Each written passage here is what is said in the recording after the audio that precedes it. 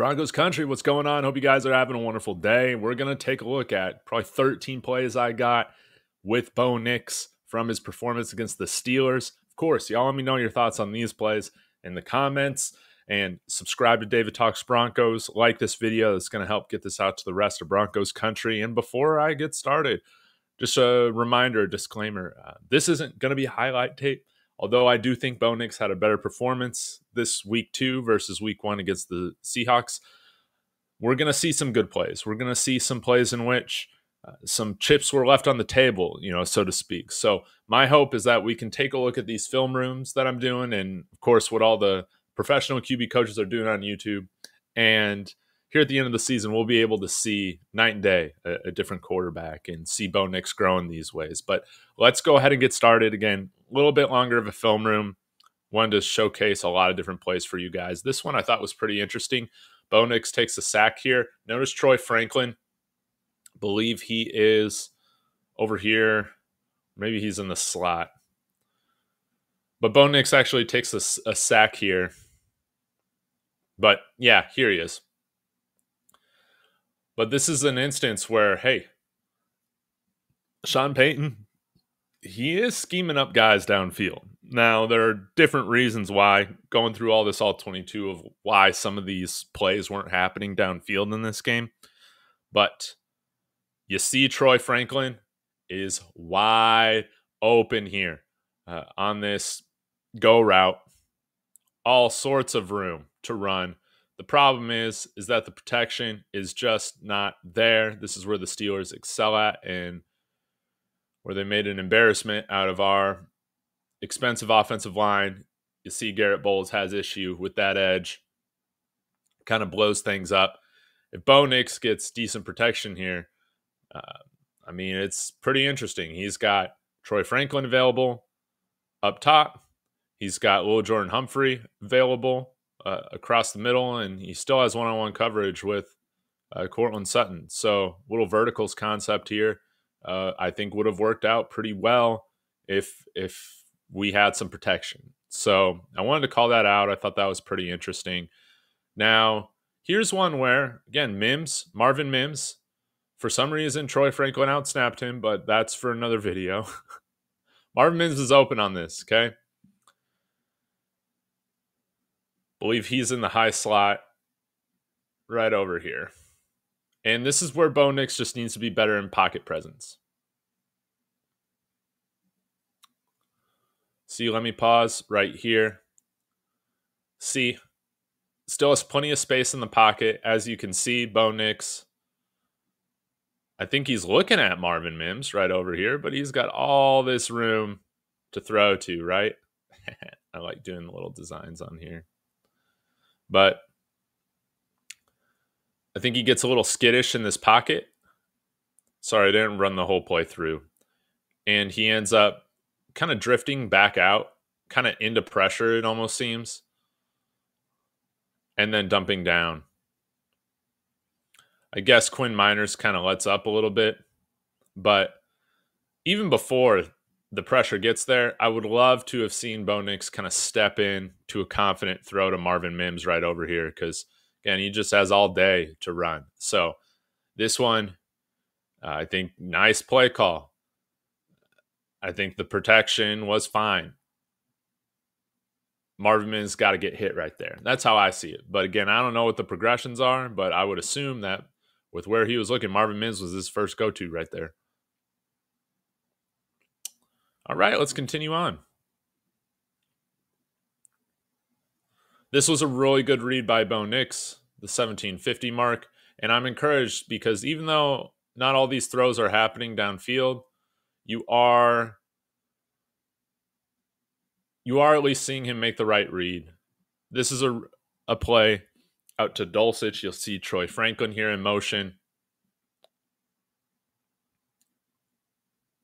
And throws this with great anticipation. It's just airmailed. It's just airmailed. And so that's the thing that needs to be corrected, is just the accuracy here. But look, this thing is already out before Dulcich is even essentially making his break. I love the anticipation that he's throwing with. The ball is like, thought it's not, I can't see it on this screen as well, but it's like already past the line of scrimmage, already running or already flying to Dulcich, but it's just airmail.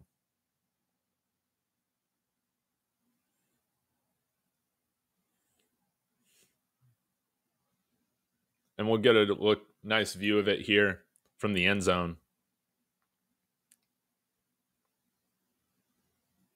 But the pocket is there. The protection's there. I just need Bo Nix. I think, kind of looking at his footwork here, maybe you want to see him make a more confident step forward here with his footwork as he throws this ball. Still seems a little arm heavy.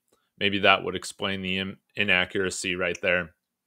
But that's a read where I'm at least encouraged to see that he's making it. And I loved the anticipation that he threw with, again, getting the ball out even before Dulcich makes his break. That's what's going to make him really successful in the NFL. The last part of that is making sure his footwork's on point, making sure his accuracy's on point so that that pass is completed next time. Now, he made a really great throw here at the 18-20 mark. Actually, this next play to Josh Reynolds. You'll see Reynolds, he's up top, closest to the sideline. This is one where you just got to catch it. I loved this throw here, and I thought it was done with good anticipation, facing some pressure. He doesn't drift out the pocket. He takes the hit, and it's, not the most accurate ball, but it's accurate enough. It's accurate enough. This is something that Josh Reynolds has to have. This is on third down, and again, guys, I think we had another 5 drops in this game. We missed Tim Patrick. I hate to say it, man, but we really do miss Tim Patrick, Timmy Hands.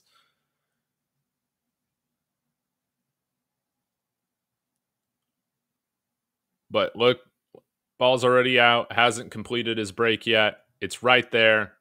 Good play on the DB. I guess you should give him some credit. But this is one where I want to see Reynolds make that catch. That was another good read. Good decision by Bo Nix. Let's go to the 30-16 mark. Troy Franklin getting involved. I guess that was one encouraging thing. Another takeaway is just that Troy Franklin got like 12 snaps. He's available on this underneath. Not an underneath. It's like a drag. My bad. But yeah, he's available there. Bo Nix is just a little late with this processing. But this is another instance of play design was there. So Troy Franklin's right here. You'll see again how, you kind of want to hit this right here in between all these Steelers players. And I think Bo Nix is just a little late on processing what he's dealing with. But when he sees the too high, he sees this linebacker crash in, my guess is, then you should be firing this thing off to Troy Franklin. He sees him right there, but just a little late with his decision-making there. Bummer. And then he ends up rolling out, throwing it away. This was, I think, guys, this is just another instance of a rookie quarterback. The ups and downs of a rookie quarterback. I think Bo Nix has shown throughout his time at Oregon that he can make this type of read and throw. But it's different when you're playing at that NFL speed, no doubt.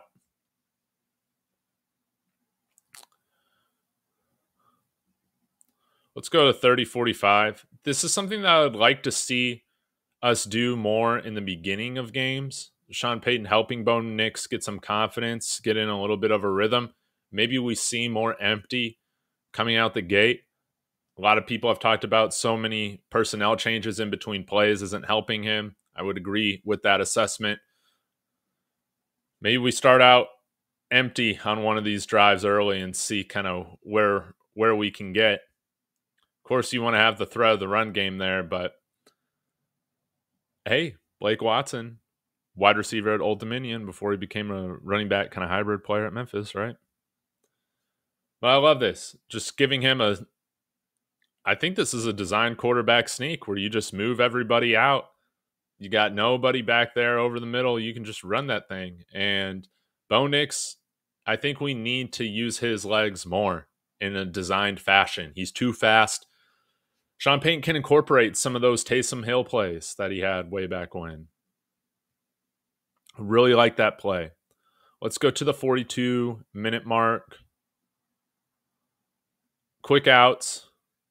Still hitting the quick outs just like he did in preseason.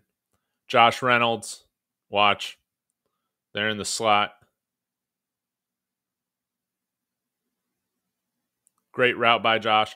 And then I love the fact that he's allowing him to get some yak. Again, throws the ball where Josh Reynolds can just do what he wants with it.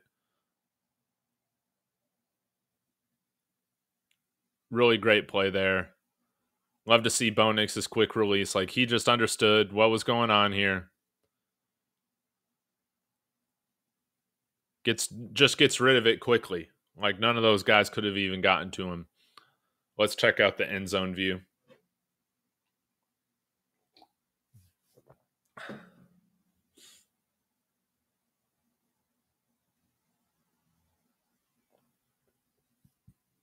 Love it. Now, this might have been his best throw of the day. You guys let me know. The 46-40 mark.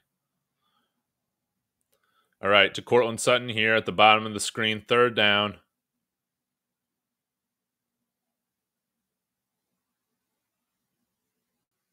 He's got a ton of time to throw. Beautiful. Throws this with timing, accuracy. Guess this is like a long post. But throws it even before he comes out of his break again. So even though it's downfield, it's still getting there like that in terms of the time the wide receiver has to catch the ball, the time the DB has to make up that distance after the break of the route. He's throwing with great anticipation, takes a hit here, and just puts it right on the money. I absolutely love this throw. Of course, there's a flag that comes in for him pulling Sutton's jersey, 24 that is. This is the stuff that gives me still a lot of hope that Bo Nix is going to become a good NFL quarterback. Because, guys, we've had quarterbacks here that haven't been able to make this type of throw consistently or read for whatever reason or another. Or they didn't have the balls to stand in the pocket, take a little bit of a hit.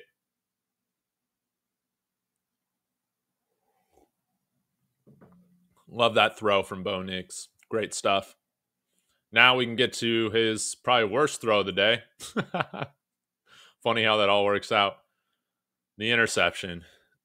This is one where I just legitimately think he did not see the safety. Think he will learn. The red zone mistakes have to be corrected. But Bo throwing off his back foot, not seeing the safety, or if he did, thinking that he can just thread this needle. This was just bad. This is 1st or 2nd down. 2nd down. You can't have a red zone turnover like this. And this ended up kind of being really ended up kind of being the game.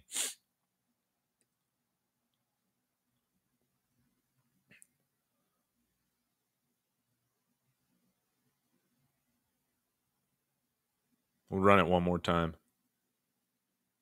And he just kind of stares down Sutton the whole way.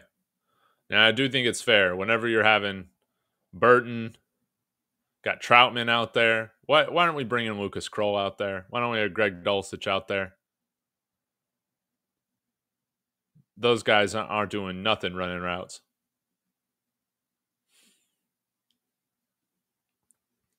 See a play here to Mims. Eventually, Troy Franklin's going to get his first catch in the NFL. Same with, I guess Marvin Mims had a catch this game, but I want to see him incorporated into the offense more. This was a good read, but just a bad throw.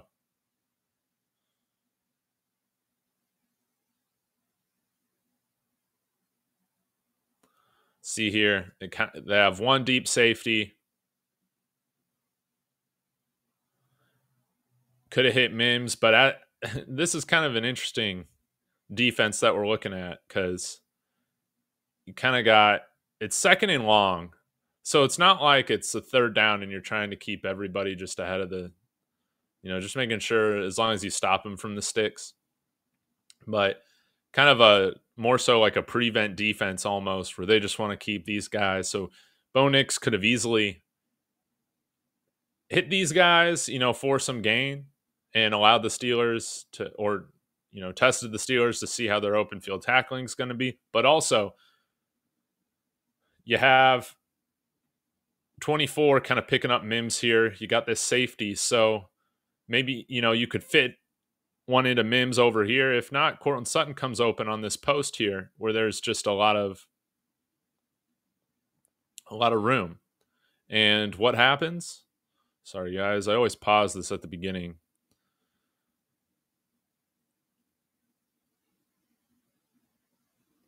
And it's like, I love it.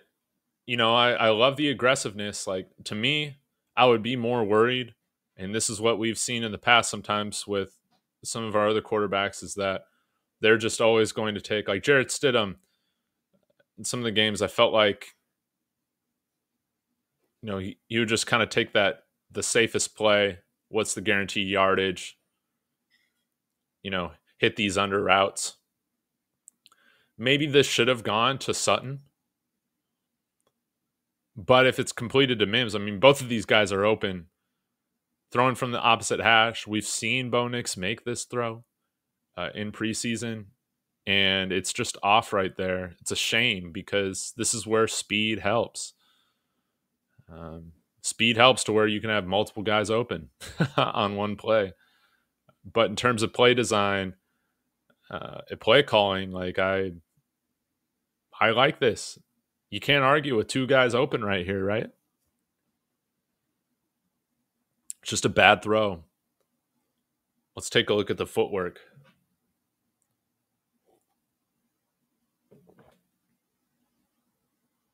Yeah, just airmails it. One of my other favorite throws was actually another one that was dropped at the 57:05 mark by Atkins, our tight end there, right over here, the 40-yard line. Look at this money throw from Bo. On the run, off the back foot, perfectly placed, and stone hands. Stone hands from 45.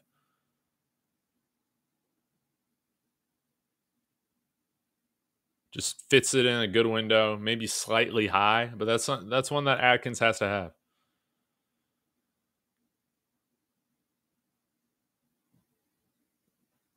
And I would like to see a little bit more of these kind of flood concepts with Bo because I think he has made a lot of good reads and throws off of those flood concepts where you kind of get him on the run a little bit.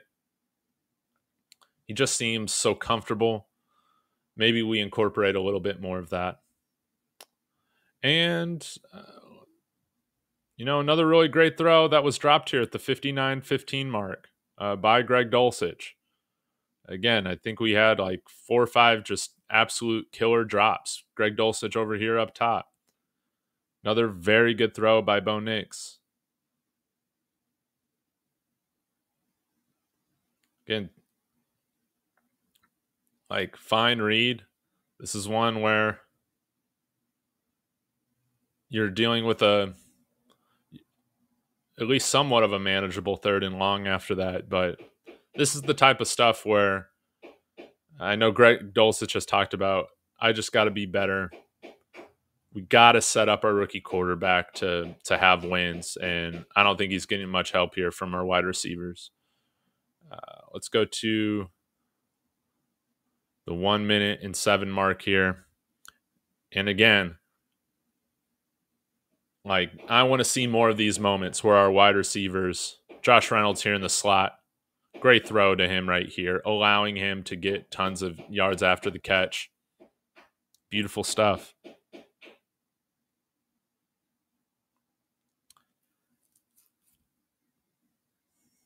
This is where, like, I would love to see what Marvin Mims can do or Troy Franklin can do. And a play in coverage like this, getting them the ball in space. So that's Bo Nix, man. Still looking for that first touchdown. I think we're going to get there, but it might take a little bit more time. The schedule doesn't get any easier, sadly, going all the way to the East Coast, facing the Tampa Bay Buccaneers. But y'all let me know, what did you think about these plays? Play design. We just need some more playmakers as well. That's kind of how I feel about this.